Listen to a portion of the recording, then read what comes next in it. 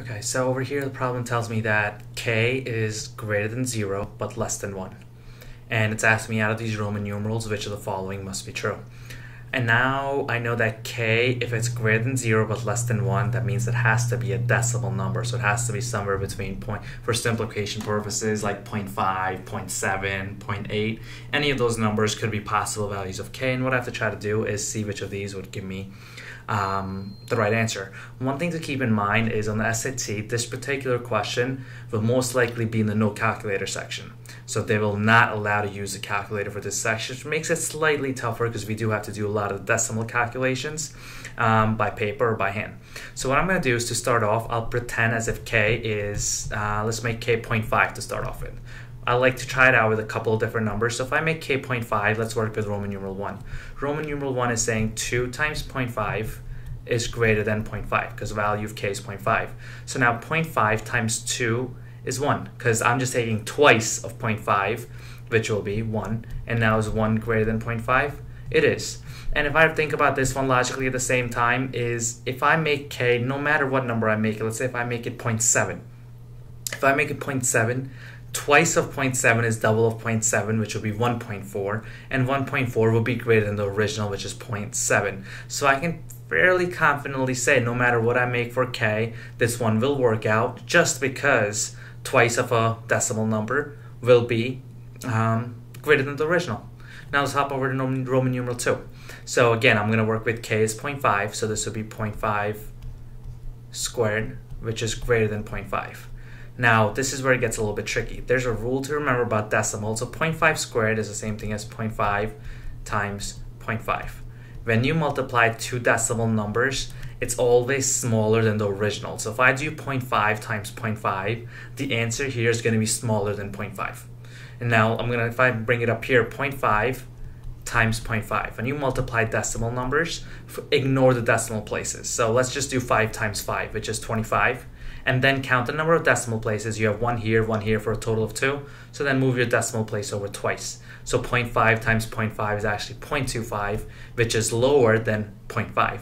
And now is 0.25 greater than 0.5? No, because if I multiply two decimal numbers, the answer will be lower than either of the two numbers. So for that reason, I know that 2 doesn't work. Now, if 2 doesn't work, and this is something actually I would have done at Roman numeral 1, I would have, once I realized that 1 has to be true, I can eliminate answer choice B and C.